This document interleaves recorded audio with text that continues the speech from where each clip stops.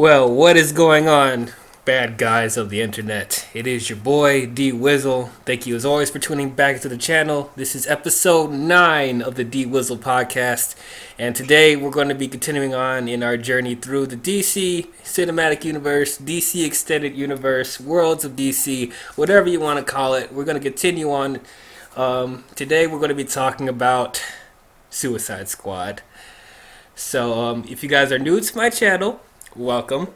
Or if you guys are returning, you guys know we already did reviews on Man of Steel and Batman v Superman Dawn of Justice. If you guys haven't watched those, I will leave links in the description below so you guys can watch them. But joining with me today, I have two fellow YouTubers returning to the podcast.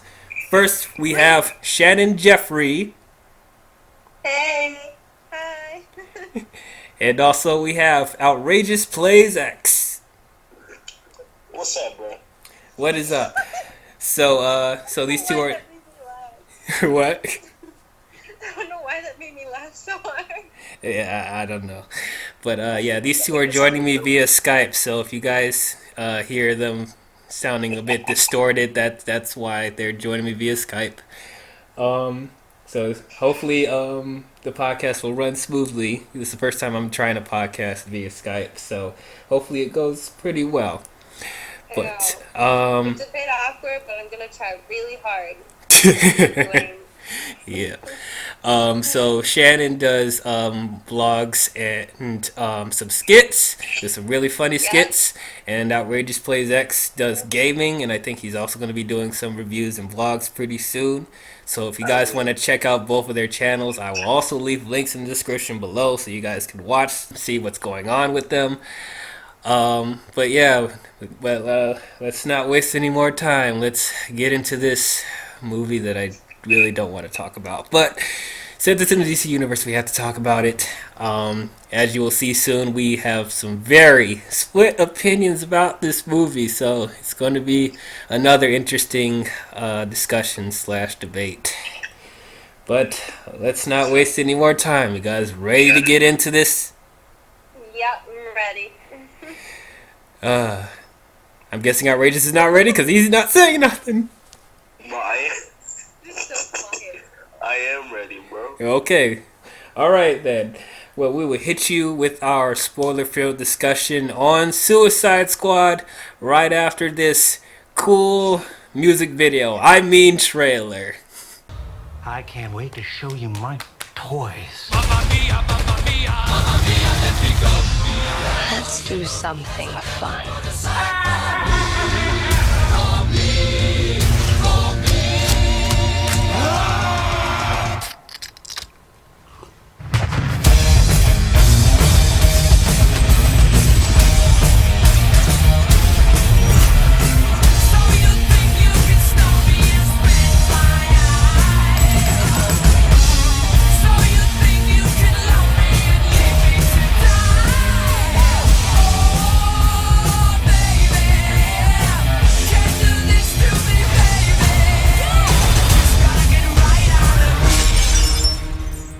Seriously, what the hell's wrong with you people? We're bad guys. It's what we do.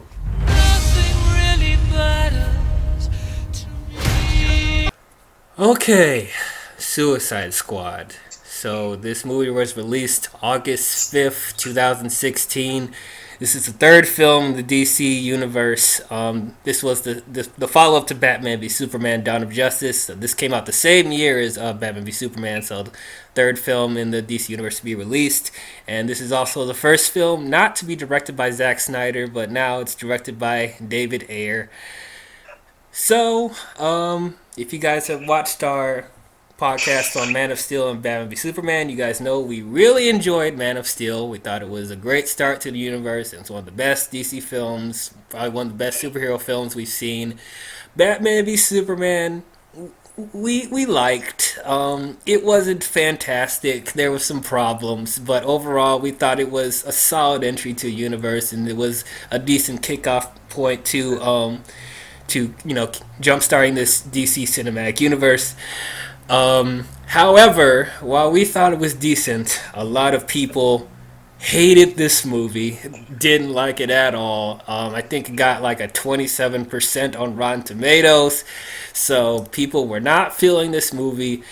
It didn't help that Man of Steel, it had a mixed reception. It had like, it was like in the 50s range, but overall it wasn't like as badly received as Batman v Superman, huh? Are you talking about Man of Steel? Yeah, Man of Steel got like a 56, 58% on Rotten Tomatoes.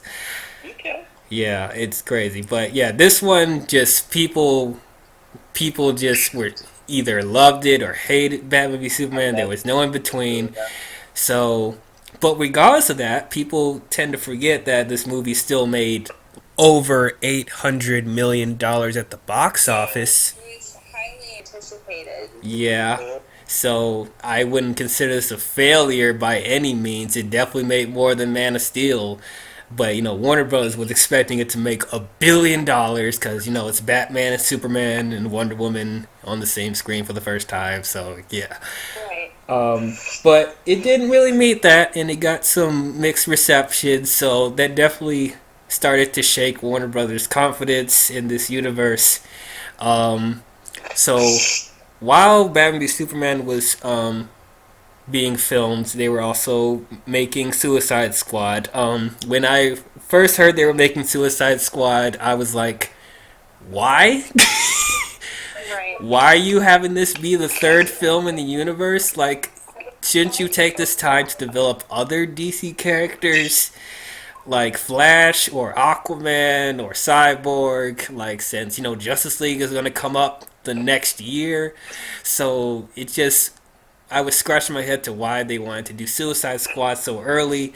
David Ayer, as a director, I think he's a pretty decent director. I didn't love everything that he's done. Recently, he did Bright on Netflix, and he did Fury. I think, yeah, he did Fury. There was that war film. So there's some stuff that I liked from him, and there's stuff that I didn't like from him. I wasn't that excited for him to be the director, but I was interested to see what he was going to do with it.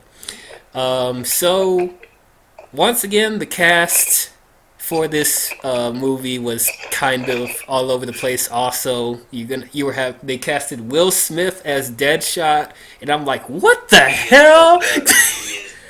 What in the world is going on?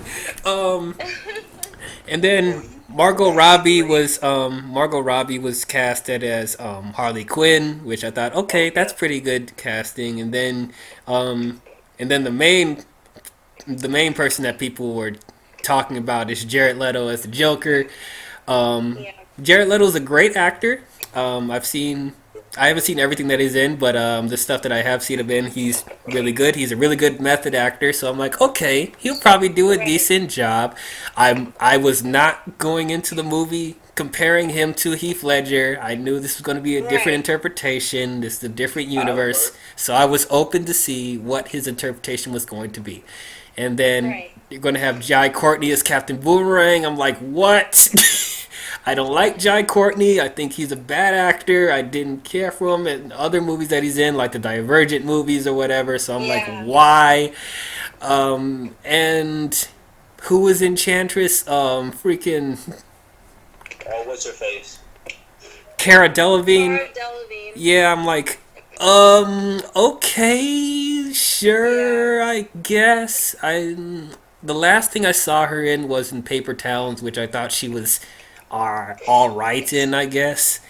But no, it wasn't great, so I'm like, okay, the casting's all over the place. The only person in the cast where I was like head over heels for was Viola Davis as Amanda Waller. I thought that was perfect. I'm like, she was going to do great. She is Amanda Waller, dude. Yep. So, did you guys remember the first photo that they revealed of Suicide Squad? Yes.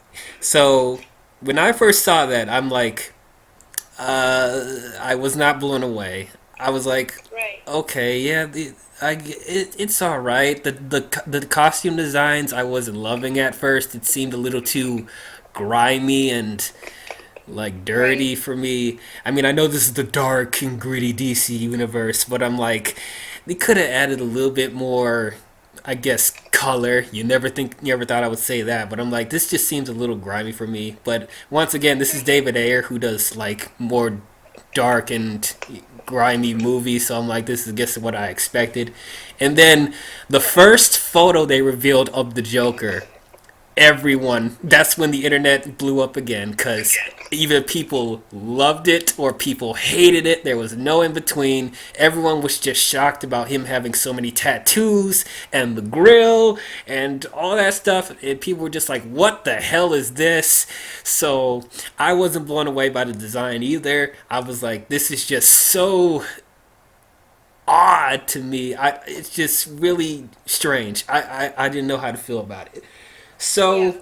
I remember like the San Diego Comic Con when they released the trailer for Batman v Superman. They also released some. It just wasn't a trailer. It was just footage of just some footage that they conjured up during filming. They weren't finished filming. They just did a little bit of a footage reel for Comic Con, and apparently the footage was so popular that they demanded to have it be released officially online on YouTube and stuff like that. And when I first saw that trailer, I was really excited. It looked really cool. I started to get more of a feel of what David Ayer's Suicide Squad was going to be. The tone was very eerie and dark and whimsical at the same time. We got a feel of how the cast is going to be a little bit, and we got a little bit of footage from Jared Leto's Joker, where, even though I didn't like his tattoos or whatever, when he said the line, "Oh, I'm not gonna kill you, I'm just gonna hurt you really, really bad," I'm like, oh wow, this is cool. You know what? Maybe I can overlook the design that he has. Like, from what they're showing us, that Jared Leto is fully into this character and is going to make me overlook the design, and I think he's going to do really well. Maybe he'll even rival Heath Ledger. We don't even know. And then, Wait, that impression was actually really good. oh, thank you. Good job, wait. Yeah. Yeah, I try. But yeah. So when Batman v Superman was released, they released the Bohemian Rhapsody trailer that everyone loved. It was more colorful. There was more banter between the squad. There was a little bit more comedy thrown in there, and everyone was head over heels for that. So so I guess this was wrong place, wrong time for it, because since Batman v Superman had bad critic reception, the studio started to panic, and they saw the reaction that the Suicide Squad Bohemian Rhapsody trailer had, and that's where, like, okay, wait a minute. So they liked that trailer, but the movie was not going to be like that. It was going to be like, yeah, apparently the Bohemian Rhapsody trailer did not translate what the movie was actually going to be. It was going to be a lot more dark and cynical. They was just getting the little comedy that the little comedy that was in the movie, but for the most part it was going to be dark, more in line with Batman v Superman. So at the last minute they choked, and they literally, I'm shit you not, they got a trailer company to re-edit the entire film at the last minute to be more in line with the more recent trailers, with like Bohemian Rhapsody and the other music video trailers. And Are you serious? yeah, I am not kidding. They got the trailer company to re-edit the entire movie at the last minute. Oh my gosh. Yeah, That's insane. it is insane, and that definitely So much money. so much money thrown out the drain. David Ayer's Yeah. vision just like being altered. But even before that happened, I heard that Warner Brothers gave David Ayer 6 weeks to write a script for this movie. Oh my god. 6 weeks. That's barely any time to write this film. So I'm like, I was already apprehensive. So all this. And then we heard about massive reshoots, and they were reassuring us, oh no, the reshoots aren't that bad. It's just some pickups here and there. So I'm like, I didn't know how to feel. This was another behind the scenes shit show like Batman v Superman. So I'm like, okay, I'm just hoping for the best. Let's see how it goes. So, overall,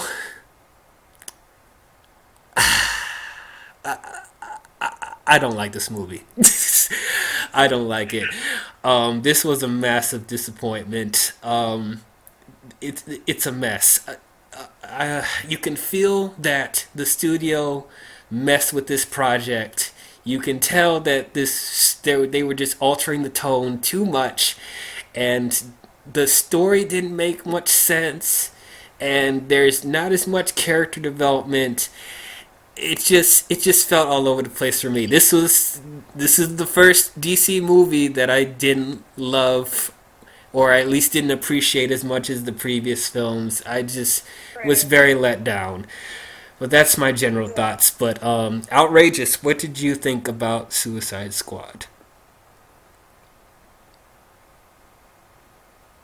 Mike. Outrageous.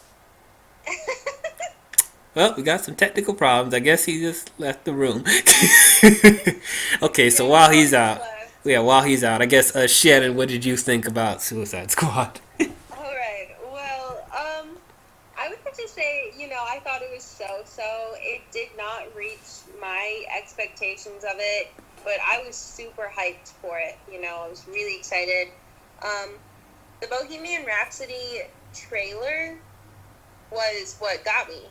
Like I think that wasn't that what you were talking about. It was a great trailer. Yeah, So that one, and then there was one more with Ballroom Blitz. That was yeah, like a good trailer for it too. So it was like I was super excited for it, and I loved like the it had like a tone to it that was not really like not happy, and it wasn't dark. It was kind of just cool. And I know that cool is kind of a relative term, but to me it's like cool just I don't know. It was just they're all really cool characters who are badass and just are gonna you know stop criminals, like as a group, but they're criminals.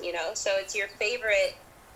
We're following the storylines of some of your favorite villains of DC, and I thought that was a really cool story, and I'm really glad that they made a movie out of it. But it's like I don't know, like once again, it didn't really reach fully my expectations overall. Like I'm a big fan of Will Smith, so I'm actually glad that he was in this movie.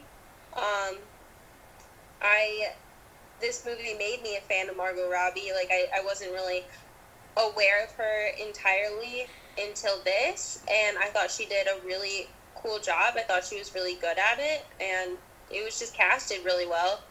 Um, and then I don't know. I mean, like once again, Cara Delevingne is like I could have, you know, I could have done without her, but I didn't think she did a bad job. Um, Jared Leto, of course, I was super excited for Jared Leto. I'm a huge fan of 30 Seconds to Mars, and like I saw Jared Leto in Fight Club, so I thought that like he's really talented. I went to see him in concert, and I became a big fan of him. But like, I don't know, it's just I was super excited and ready for the Joker, and I thought if anyone had to play the Joker after Heath Ledger, I thought Jared Leto would be great for it. And I was super excited, but once again, there wasn't a lot of opportunity to watch the Joker. But what I've seen, I kind of felt like I don't know. I miss the old Joker. I miss Heath Ledger, and this movie made me miss him even more. Just yeah, by watching someone else play like a really iconic character, even in a different way. It's just it made me miss Heath Ledger even more. Just thinking about this, but overall, I didn't even feel like I was watching a DC movie ever. Like I could never imagine that this came from the same franchise as, you know, The Dark Knight or Man of Steel. Like watching this, it didn't feel like a DC movie. It felt like maybe a DC related world that's like trying to compete against Marvel. It was very, I felt like it was very forced. So it makes sense, what you said about the editing. That kind of makes sense because it's like the editing seemed a little bit, like happy, which matched the trailer, of course, but like, I don't know, there was something to it that felt off, so I guess maybe it was because it was rushed. But I can't imagine just spending so much money. Like, I've heard of pickups, where they're editing and they're like, oh man, we missed this one scene really bad. We have to go and pick it up, But like, and that costs money and it's a huge pain. But it happens. But like, I can't imagine like almost fully editing a movie and then being like, oh, well, we released the trailer and it looks so different, so we have to change the whole movie to match the trailer, That's just, I can't, wow. That's ridiculous. Yeah, maybe that happens commonly, but Justice League. I can't imagine. I don't know. Well, okay. Outrageous. Are you back? He just got back. Okay, so what did you think about Suicide Squad?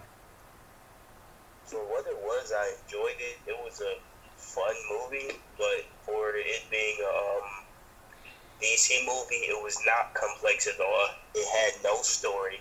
The villain sucked.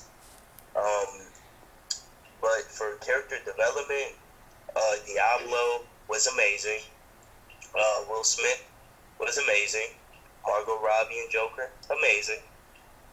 I could go in depth about their relationship and stuff, but I won't right now. But their characters were amazing, dude.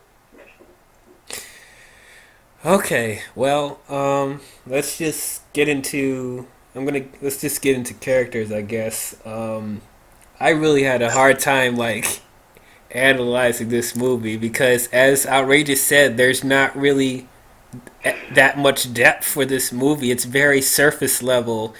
Right. It's like with Man of Steel and Batman v Superman. Regardless of how you feel about those movies, there's a lot of like stuff to dissect with those films, from characters to ideologies to the symbolism.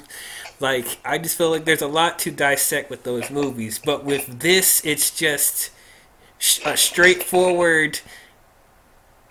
I don't even know what this is. Honestly, it's like this movie doesn't have an identity.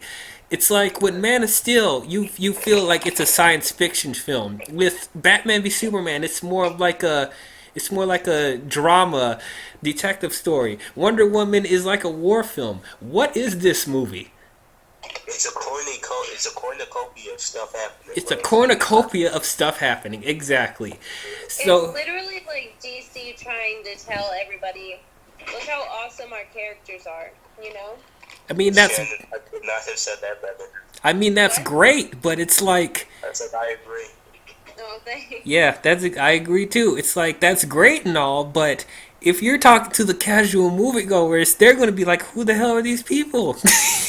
Who are these people? Well, we'll get into them in a second. Let's start with Amanda Waller. I'm going to start with Amanda Waller. She's probably the best character in this movie to me. She was literally straight out of the comic books. Viola Davis was perfect casting. A total badass. I believe this version of Amanda Waller is so badass. I believe this person can confront Ben Affleck's Batman. Like, that's how awesome she is. So she's like the main focal point of, getting this Task Force X together. So which we're already going to start getting to problems, which I'm going to talk about more. But just the motivation of this task force coming together, I was not buying it. So this is the aftermath of Batman v Superman, where, spoilers, Superman dies, and everyone's mourning for him. What? Yes. So.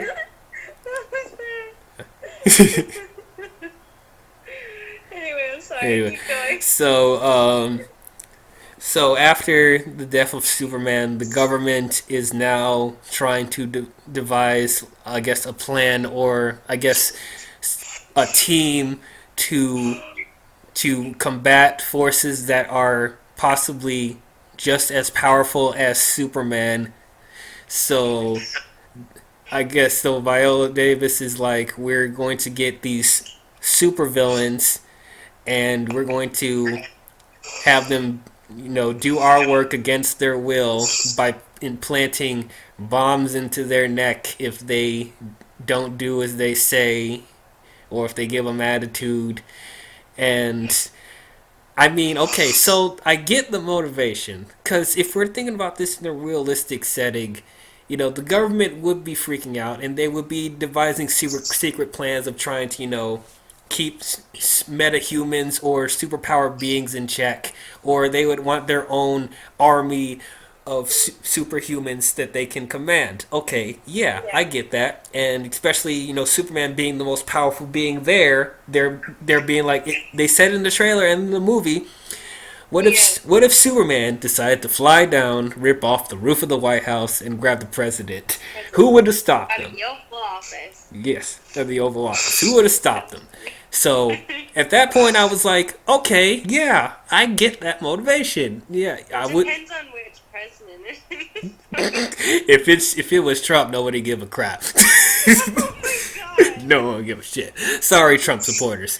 I don't want to get political, but yeah. So as far as that motivation, I'm like, okay, yeah, that's pretty realistic. I can see that happening. Here's the problem, though. Who are these people you're appointing in this squad, man? You expect me to believe that any of these people in this squad can even confront Superman? You're kidding me right now. Yeah. Yep, Joker be Superman confirmed. Let's go down the list, shall we? Let's start with Deadshot. So I said Will Smith was a weird choice as Deadshot, but he was great in the movie. I thought he was great. He once again one of the best characters in the movie. He definitely proved me wrong. Was he playing the character verbatim from the comic books? No. He was playing himself, playing Deadshot. But you know what? It worked for this iteration of Deadshot. He was very charismatic. When he was, shooting his guns or whatever, he looked very convincing. He has some really good action sequences, and as far as his development, he's probably one of the only people in the squad that gets like some decent development. But he has this development with his daughter, which I thought was pretty interesting. Him being a hitman, killing people for money. His daughter's not fully agreeing with that, and the mother is definitely not with that. So dealing with the, being a hitman and trying to be a good role model for his daughter, I thought that was interesting. Yeah. Oh, sorry. Yeah, no, that's okay. But as far as his suit, I thought it was cool seeing it more in action. I liked it more. I wish he wore the mask more because the mask was pretty cool. I liked the mask a lot. But Yeah. but overall, I thought his suit was pretty cool. I liked his guns on his wrists. I thought that was awesome, and he has Yeah. a huge assortment of guns and stuff like that. One of my favorite scenes in the movie was when Amanda Waller and Flag go to the prison that he's at and have him shoot at the targets. That was pretty sweet. He's like, y'all jokers must be crazy. I'm like, okay, yeah, I'm digging Yeah. this Deadshot a lot. Now, you're gonna see a pattern here as I go down the list. Let's go to Harley Quinn then. Harley Quinn. She was great. I liked Margot Robbie as Harley Quinn. She's pretty much Yeah. acting exactly how she was in the animated series. There's some dialogue that she says that I thought was awful though. Being that she is the Harley Quinn from the comic book, she has some cringy, cheesy lines like, Harley Quinn, nice to meet ya. Love your perfume. What is that? The stench of death? I'm like, oh my god. Yeah. What, I got a hickey or something? Oh my god. Stop.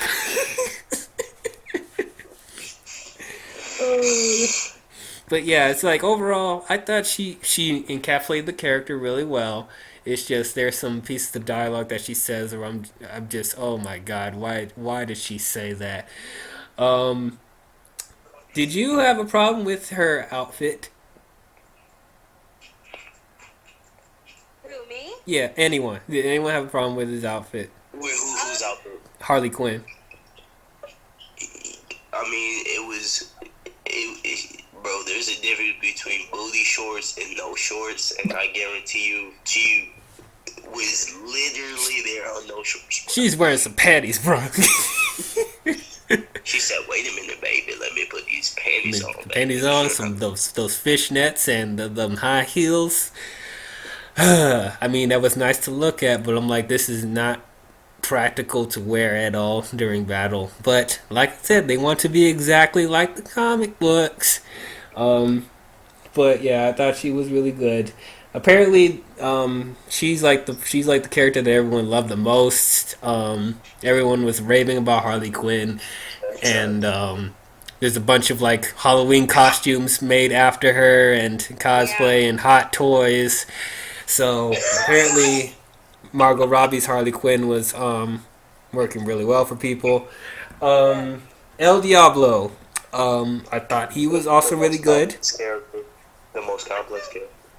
I agree. He is the most complex character. No, bro, because look. You have a man, right?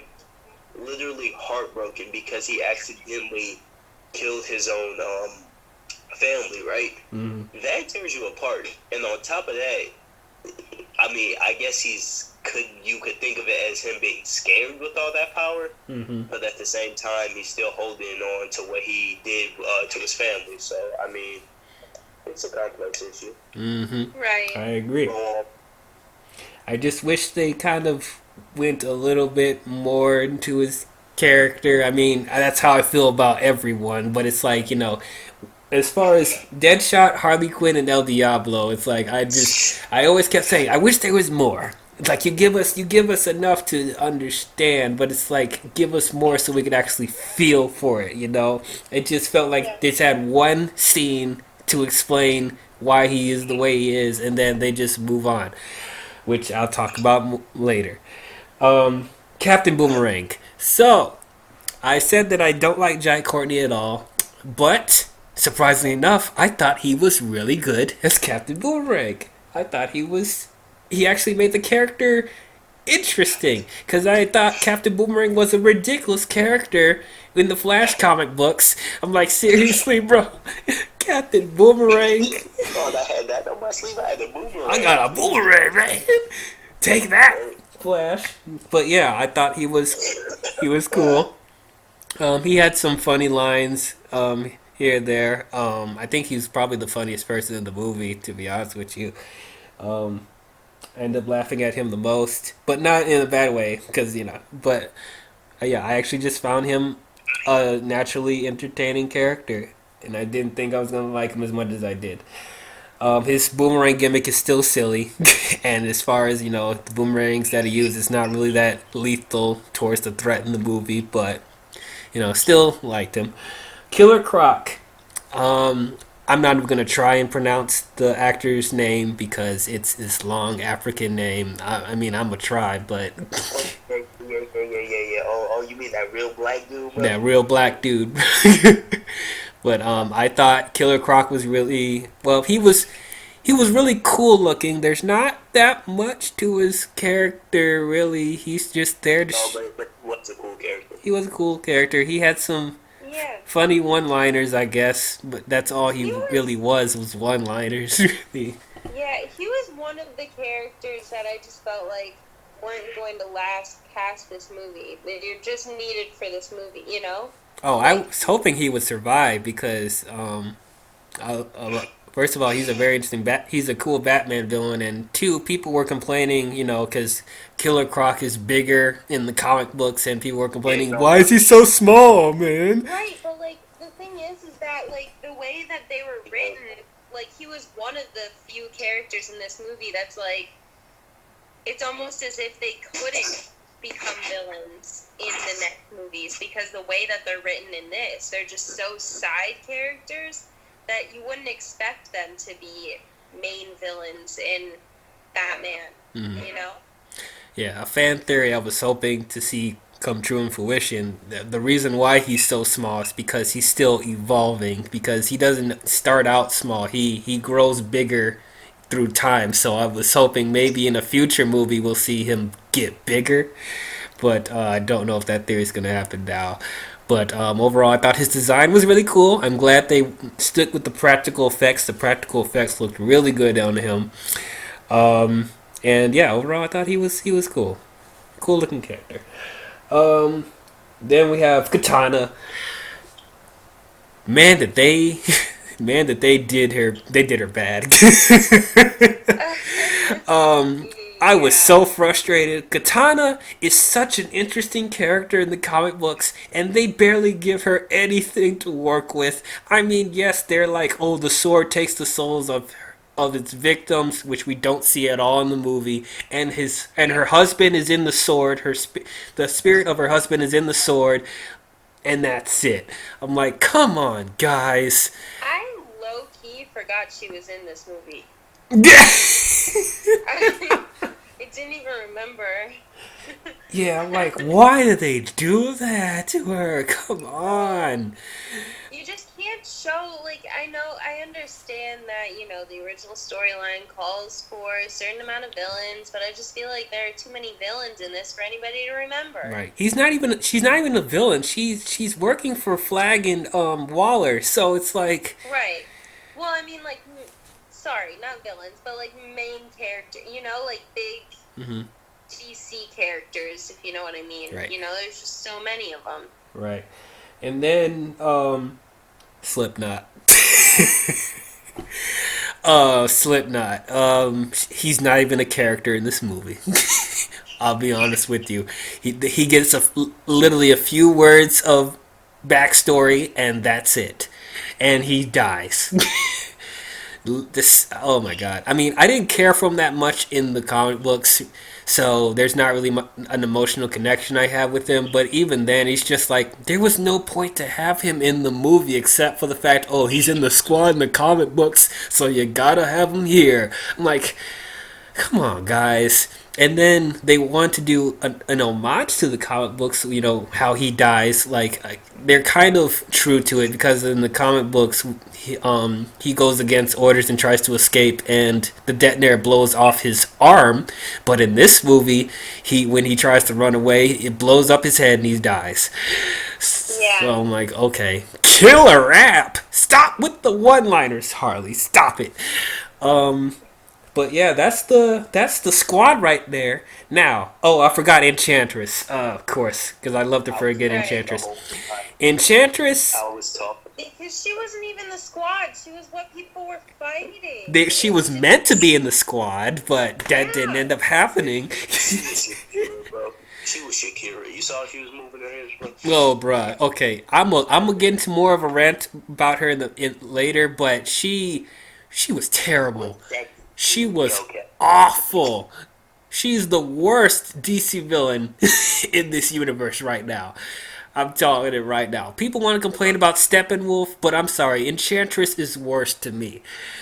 Wait, you know that villain from Supergirl, bro? Oh, we ain't talking about that. We're not gonna talk about that. We ain't that gonna. little feather wand, bro.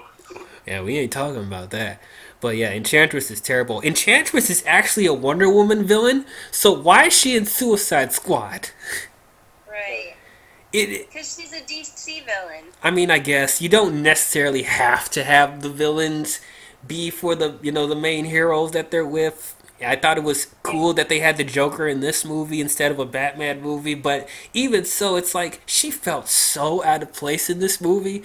There was no reason for the squad to fight her. I'll get into that later, but that's the squad right there as I went down the list. Now, tell me, oh my are gosh. you... I was going to say, can you imagine Cara Delevingne's Enchantress in a Wonder Woman movie? No, I can't. Actually, after watching this, no. I do not want this Enchantress to fight Wonder Woman at all.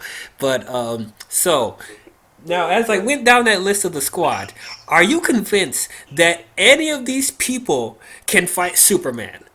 Yes, Enchantress, bro.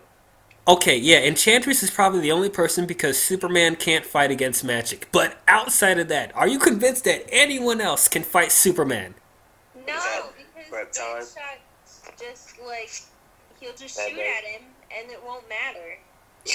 Well, actually, I know who could be Superman, bro. On some real stuff, though. Who in that squad can beat Superman? Who in that squad? That lineup I just showed you. Who can actually fight Superman? I can't even think of Captain one that would Super walk Du- away unharmed.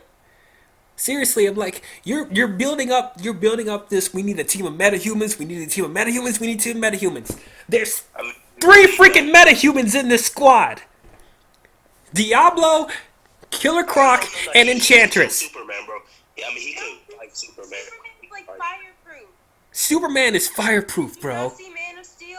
And Batman v Superman. Yeah. Bro, No, in Man of Steel, he caught on fire. He just walked right through the fire. The Capitol blew up and he was fine. Yeah. Dwayne, you remember that one comic where Superman couldn't hold the supernova, bro? We're not talking about that right now. We're not talking about that right now. But yeah, I'm not convinced that even the metahumans in the squad, I'm not convinced that any of these people can fight Superman. Not one of them. Not even Enchantress, even though she's magic. Like this lineup is so lame. You couldn't think of anyone else to fight these people. That's why I'm saying that Enchantress is so out of place in this movie because Enchantress is so powerful. I am not convinced that any of these people in the squad can fight a threat like that. If they can't even hold their own against Enchantress, what makes you think they're gonna fight Superman? Makes no goddamn sense.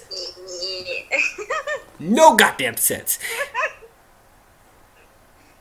Honestly, this movie would have been a whole lot better if they just fought a more grounded villain like Black Mask or a Two-Face or a Penguin or better yet, the Joker because he's friggin' in this movie and he does nothing. Jim Carrey's the Riddler beat Superman. Yeah, whatever. Why is Harley Quinn in this squad? Because she's cool. What does she use? A freaking baseball bat and a sledgehammer and a freaking gun. Are you kidding me right now? She's fighting threats in some pantyhose and you're telling me she's a valuable member of the squad. Please, have you seen? Not as quick as Joker, you know, she's very smart, stealthy, and strong, you know? She's well trained. You know what I mean? I guess so, but not. Did I say she's just as good as Joker? No. I don't know. Oh, that's what I meant. If I did, I don't know. But Oh, but if you guys know, there was a line in the movie that said she's crazier than the Joker. She's not. Are you kidding me right now? No, she's not. No. she's got a PhD. Yep, that's all she got. But yeah, it's just it would have been made more sense if Joker was the villain because it would have gave more of a reason why Harley's on this squad, using her as bait maybe, and the Joker's probably going after Harley or something, and then that conflict there. That would have made more sense to me. But I'm literally looking at the squad. I'm like, y'all ain't gonna stand a chance. I'm sorry. This ain't gonna work. Right. If you do some covert missions like regular stuff, I can see that. But not fighting supernatural threats. Come on now. So, Right. but yeah, I'm like, that's mainly what's driving the plot, which means the plot doesn't make any sense. So Enchantress is being controlled by the heart, I guess. First of all, the way Enchantress came about didn't make sense to me. So literally, Dr. Moon, I think that's her name, Dr. Moon went to this cave and opened a statue that apparently had a supernatural force in there.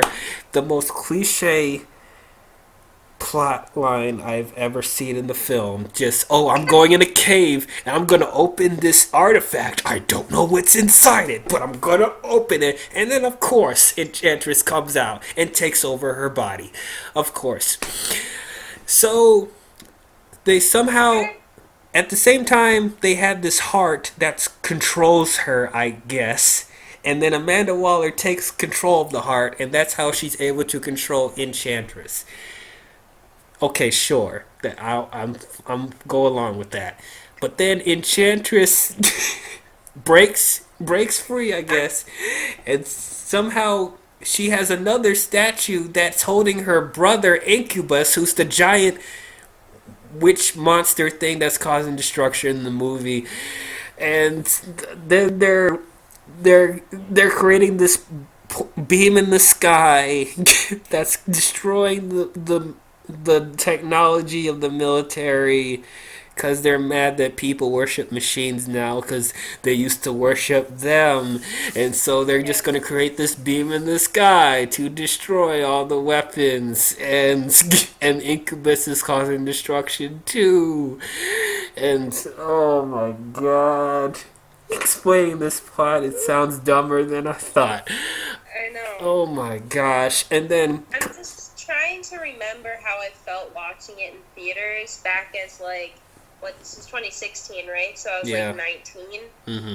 So back as a 19-year-old just sitting in the theaters just what's going on, and I was so unbelievably stressed out because I was trying to figure out what is happening, who these people are. I felt so dumb because I felt like I didn't understand something that everybody else in the audience did.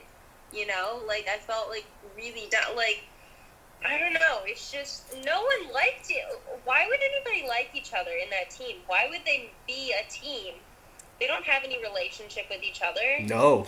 Superman and Batman, kind of finally joined forces because of the whole Martha thing. So at least there's a reason for that. Right. And then in the Avengers, there's, Captain America and Iron Man who have their differences, but they're still friends, and they recruit Spider-Man in Civil War, and Iron Man kind of has feelings for him like a mentor intern type of thing, they all have some sort of relationship to each other. Mm-hmm.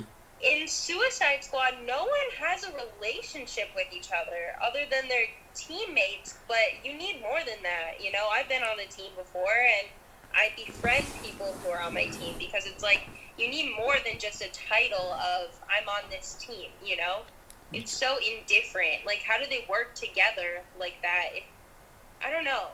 I don't know either. I didn't feel, even though the banter and I guess the chemistry between everyone is entertaining, I never really bought them as a family. You're right. I'm because the movie is spending too much, they're spending too much time trying to give us quick exposition on who these people are, which doesn't even carry any weight except for fan service.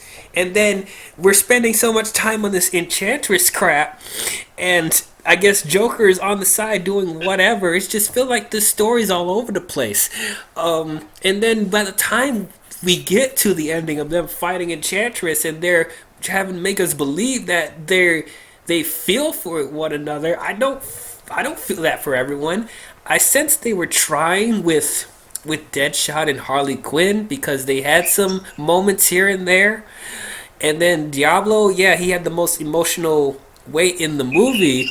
But as far as everyone else, I don't feel that Killer Croc feels for Captain Boomerang. I don't feel that Katana feels for freaking El Diablo. I don't feel any chemistry between these people. They're just brought together to do whatever without even knowing how serious this threat is. But it's just, it's really sad though, because I feel like any of these characters by themselves have enough backstory and development for us to actually care about them, But as you said, there's too many characters in this movie, and there's not enough time given in this movie for us to get to know them. And whatever stuff that was there to help develop the characters was cut out, I think. Yeah. But if you're not going to properly develop them as, I guess, good people, then build them up more as the bad guys. What you keep telling us that these people are, they're bad guys. The movie is spending too much time telling me that these people are bad instead of showing us that they're bad. I didn't buy for 1 second that these people are, quote unquote, the worst of the worst, the baddest of the bad, the scum of the earth. I didn't feel that at all. Actually, you know what? They verbally called themselves bad guys in the trailer alone twice. Mm-hmm. You know, where it's like, I think it was Will Smith who was like, let's not forget we're the bad guys. And then it's like, so there's that moment, and then there's Harley Quinn who like breaks the window and then grabs the purse and she goes, we're bad guys, it's what we do. And I'm like, no, like annoying people breaks public property, you know, and then also annoying people have to remind people of how cool they are. Criminals, like actually bad villains in DC movies, don't have to say anything. They just have to show it. them with their actions, and nothing happened. So I'm totally agreeing with you on that, where it's like, they didn't do anything besides just remind people verbally that they're bad guys, you know? And that's so tedious, and it's so, like, immature, I feel. Yeah. Like, I used to go around as a 3-year-old being like, hey, I'm a pop star, you know? And, like, my mom's like, that's great, honey, you know? But, like, did I sing ever? No, not really. Like, I don't know. It's just, I don't know. Which goes back to, we talked a little bit about this in Batman v Superman, the course correction they were trying to do because of the critical response.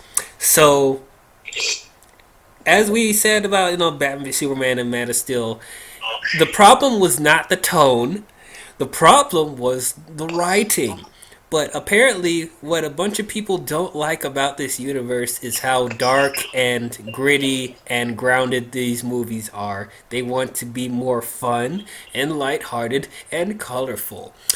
Okay. This is what I said, like, way in the beginning, where not every comic book movie has to be lighthearted and funny because comic books go into different genres and different tones. That's how the comic book industry was able to flourish as long as they have, because they appeal to different people and appeal to different demographics. So I never wanted DC to copy the same formula as Marvel. And yes, there was a time where DC was more lighthearted, but we live in a different time now, and I'm actually appreciating that DC is starting to be more adult because they're getting more sophisticated and, giving more layered backstory to stories and, characters. Now, at the same time, I still stand by what I say, with cinematic universes, I don't want every movie to have the exact same tone. I want them to have different tones for different movies. Like I said about the X-Men films, they're not all the same tone, they're not all the same genre. If you're going to have a cinematic universe, you need to have different stuff for different people. So by no means do I want every movie in the DC universe to be as dark and as grounded as Batman v Superman and Man of Steel. That being said, Suicide Squad should have been darker or just as dark as Batman v Superman, because this is a movie about supervillains. There is no reason for Suicide Squad to be more lighthearted than Batman v Superman and Man of Steel. Hey, Dwayne. Yeah. Dwayne, for real, they should have made the movie rated R and stuff, put more blood in it and stuff, but it wouldn't have sold as much as it did because it would be rated R. So And that I call bullcrap on because how much did Deadpool make? Keep talking, bro. Exactly. What about our favorite movie, Watchmen? Watchmen, bro? That's a hard R if people went to see that. 300 is a freaking comic book movie and it was hard R, but it did really well. What a, like, just because the movie's rated R doesn't mean that it's not gonna make any money, man. I think they just copped out. They really did. And then I know the argument that, well, if you make all the people in the squad unlikable and dark and grimy, then there's no reason for us to care about any of these characters. Okay, I see your argument. This is the casuals talking that. I see your argument. However, that's where you have Deadshot, Harley Quinn, and Diablo to be more of the heart of the movie. What was so funny? What did he do? What did Mike just do? He just popped in and just made a weird sound effect while you were talking, and then he just dipped. Yeah. Weird. I'm gonna break this down for you, bro. Okay. This movie would have been so much better. Look. Amanda Waller was amazing. They should have included. Okay, look, they shouldn't have teased Flash and all that, bro. I could go with all that. If you're gonna put Flash in the movie, put Flash in the movie. But it was more Fan service. What you said, it was a big fan service. It was basically what Shannon said. They were trying to make it, kind of a DC movie, but not really. It was weird. They wanted a different approach at it, and that's what's like funny is that it's just like what you were talking about like a couple minutes ago, where it's like don't drift it so far off DC, but like I do want different tones for different things. So like when you look at Marvel, Thor and Spider-Man are hilarious now. Like those are really funny movies to watch and enjoyable. Like Spider-Man's a very coming of age type of thing now, but when you look at like Black Panther, that's not at all like that, Right. Or Captain America wasn't like that, the first Avenger, Winter Soldier, those weren't necessarily funny. They're comic reliefs, but they're not hilarious like Thor Ragnarok was. So it's like, it's weird to like have the same tone for everything, but then it's also even weirder to drift so far apart. And that's what they did with Suicide Squad. They just drifted so beyond the DC roots, while everything else, like Man of Steel and The Dark Knight, remained dark and very cold,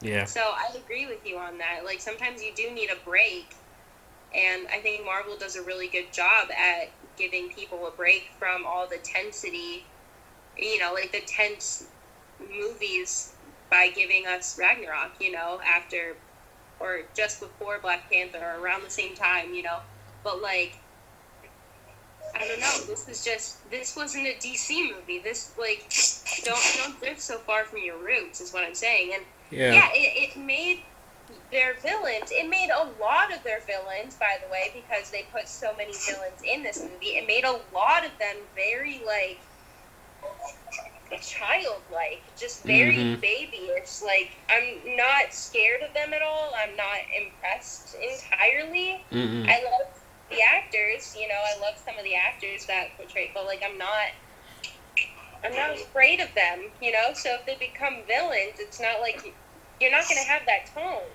with those villains in like Man of Steel, like in a Superman movie. If you were to have one of those villains from Suicide Squad, you're not going to have a dark tone. You're not going to have that classic DC feeling because you just added a Suicide Squad character into it. You're right. Now, my problem is not the fact that that they splash in different tones and they're so different from one another. Because I still think that could work. Because Wonder Woman is not the same tone as Batman v Superman and Man of Steel. I feel like it had more of a balance between dark and light, and then that's kind of what I want for Flash and Cyborg. I don't want them to be just as dark, and Aquaman seems like it's going to be more lighthearted than those movies. But my problem is, weird. but my problem is, using. That's exactly what I'm saying. What I want is that you know, have a variety of tones. Just don't drift so far off. Yeah, You know. but yeah, my problem is though you drifting off with characters that it doesn't fit with. You talked about Thor Ragnarok. I was a big fan of the first two Thor films. I thought that perfectly encapsulated the character, and it was shut your mouth. I thought they perfectly encapsulated the character, and that's how I would translate them to live action. But then Ragnarok, they just completely changed his character and changed the world building in that film that doesn't match that character. So that's what's frustrating about me with Marvel. And then this with Suicide Squad, because there's no reason for these characters. I mean, some of these characters do have their lighthearted moments. They have no charismatic, traits to them. But this, as you said, it felt childish. It felt really childish. And if you wanted to go more lighthearted, fine. But it just don't have it be immature, because the DC films have not been immature up until this point. Right. Even Justice League, to an extent, has some maturity to it. Even though I have my thoughts about that movie, which we'll get to at a later date. But just this movie just felt like, yeah, they were pandering too hard at the Guardians and Marvel fans when that's not who they should be appealing to. They're not the reason that these movies make a bunch of money. They're making a bunch of money because there's DC fans that believe in what they're doing.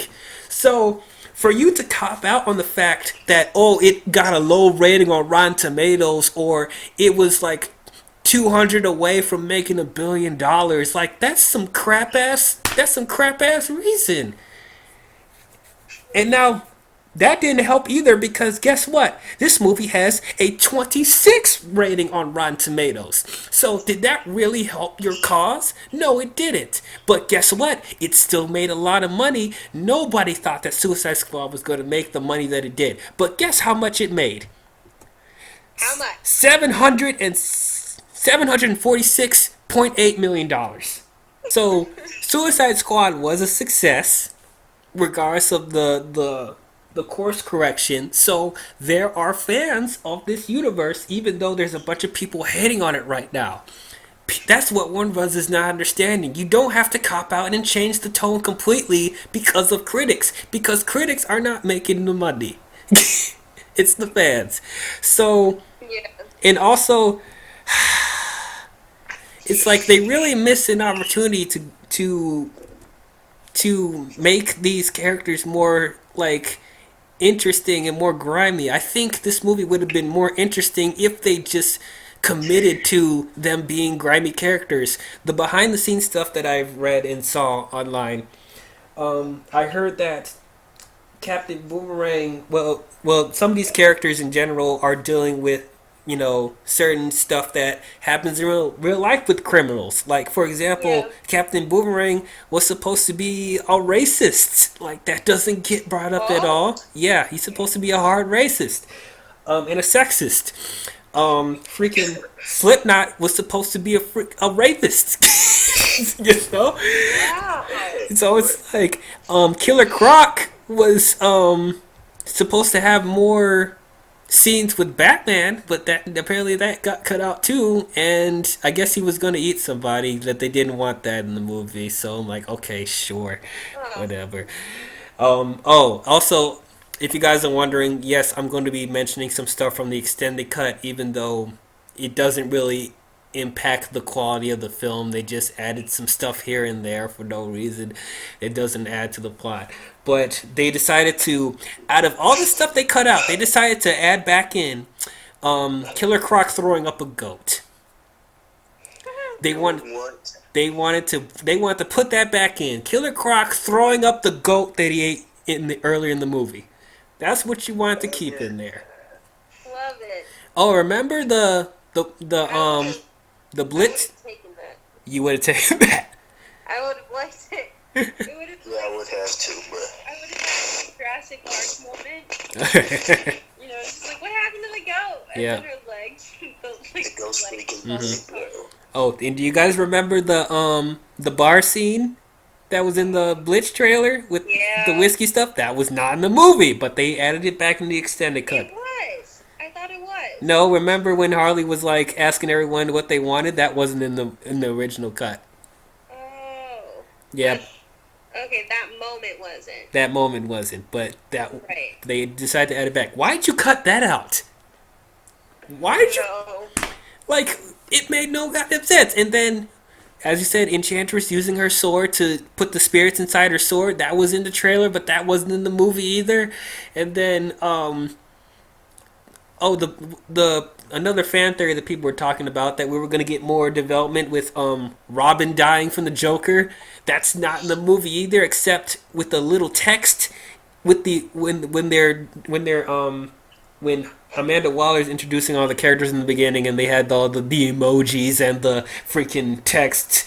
It said quickly. It said Harley Quinn was had had something to do with her killing Robin, or had some, or helping Joker kill the Robin. So I'm like, that's all we get. That's literally it. And I'm like, why? It's like the Joker stuff I was the most excited for, because remember in Batman v Superman you had that suit where it said haha joke's on you, and we were hoping, oh, in this movie we're gonna get more context to that because Joker and Harley Quinn's in the movie, but nothing. Literally nothing. Let's talk about that. Huh? What'd you say? I said, talk about that tattoo Joker had, bro. You know that damage tattoo? How apparently Batman beat him up to the point to where he put that tattoo on his head, bro. Oh yeah. So after the death of Robin, Batman, was really pissed off, and he like beat Joker to a pulp and knocked his teeth out, and that's the reason why he has the grill and the damage tattoo on his forehead.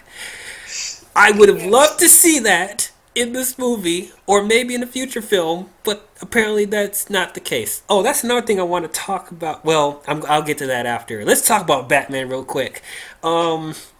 So another thing I heard about behind the scenes was that we're going to see Batman from a different point of view, in the point of view of the villains. Because from the point of view of the villains, we're seeing Batman as, or what's supposed to have been. Batman was supposed to be more of a scary, dark figure in the shadows, because that's what the villains see whenever they encounter them. So we were supposed to see that, point of view in this movie, and we don't get that at all. This is like this is the watered down, like he's not even. He doesn't even remind me of the Batman that I saw in the previous film. This is not the scary, intimidating Batman. We saw Batman arrest Deadshot. Yeah. Wait, what did you say? We saw Batman arrest Deadshot. That was from a different point of view. Yep, that's the point of view. Oh my gosh. So they're not even. I mean, I guess this is the aftermath of Batman v Superman, so he's trying to be a little bit more. Not as dark, but even then it's like his intimidation was not there at all. Like, I don't feel this Batman is the same Batman from Batman v Superman, honestly. And even if you wanted to show his human side a little bit more when he arrests Deadshot, like, you still have that dark presence there, and I just didn't feel that. It just felt like it's Batman just doing his casual, lookout routine. Lookouts. I don't know. It's just frustrating. We're supposed to see the squad encounter Batman. Well, most of the squad encounter Batman, including Killer Croc, because he's the Batman villain. But it just wasn't there. I mean, you had that chase with in the Lamborghini with Batman, which I guess was kind of cool, but it wasn't long enough. Yeah, that gave me I almost died when I saw that in the trailer. I was like, yes, I want that, but get it. It didn't really. It was a flashback, right? It was like a storytelling. Yep, it's a. It was so short. Very framing device. It's just. If you didn't want this to be as dark, whatever. But why would you cut the action scenes in half? Now, I know from the beginning, David Ayer is not as good with directing action as Zack Snyder. So I know going in, I'm not expecting great action sequences from David Ayer. At the same time, though, I feel such a significant difference because David Ayer it's not shaky cam, he's using quick edits and close-ups, and it's like I can't fully tell what's happening. So finally, Shannon, I feel how you felt in Man of Steel in this movie. I couldn't fully tell what was happening because the cinematography was so dark, and then they keep quick cutting the action and close-ups where I can't tell who was hitting who. Yeah. Now, let's talk about these putties real quick. Pointless. Enchantress Henchman. Actually, can we talk about the Suicide Squad, the animated movie, bro? Because that movie was way better than this movie, dude. Yeah, you're right. I wish the movie was actually took more influences from that instead of whatever 6-week rush job they did with this movie. They shot Harley Quinn in the bag. Yeah, like, come on now. Yeah, but Enchantress's minions were just some putties from Power Rangers, and they kept saying throughout the movie, "Oh, you can't fight them. They're too powerful." They freaking shoot them 2 times and they're done. They're dead. Like, what is this? What is going on right now? We've lowered ourselves to some Power Ranger putties, bro. Why is that?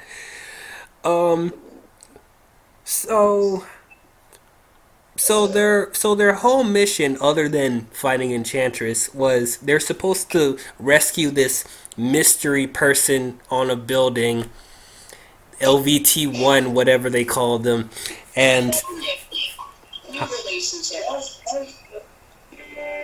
sorry, what was that?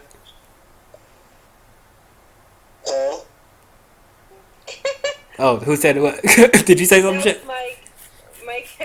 Oh. I didn't talk. And then apparently this mystery person is Amanda Waller. So why couldn't you say that from the beginning? We're just gonna rescue Amanda Waller. That's literally why. Why did they spend this whole time being like, you're gonna rescue this mystery person, and if you don't, I'm gonna kill all of you? What harm would it have done to be like, you're going to rescue me, and if you don't do it, I'm going to kill you? No harm, no done, right? No harm done, right? It's dumb. Oh, I didn't even talk about Colonel Rick Flag because he was that dry of a character. Colonel Rick Flag was just another Army soldier, and I didn't care, honestly. Are you trying to talk about that dude that they tried to establish emotional connection, and with Enchantress? Yes. I did not feel it, bro. I didn't feel it either. And guess what? There was more development with them, with the shots that they cut in the movie. Oh, bro, speaking of shots that they cut, bro, you know they had enough freaking cuts of Joker Harley Quinn, bro, to make it. It was about 15 minutes of it. Oh yes, actually they almost had a movie for a bit, which I will get to shortly. I have a whole section with the Joker. But yeah, what else to say about this mess? Okay, let me. But this is a mess. So let me talk about this climactic battle, if I want to call it that, which was the biggest load of bullcrap I've ever seen. So let me get this straight. So Enchantress is this all-powerful witch that can use telekinesis, can create a giant pole in the sky, and create minions out of her own will. And also, she has a brother that can destroy anything, is a freaking giant. But you're telling me that this powerful Enchantress is fighting this regular basic ass Suicide Squad in hand-to-hand combat.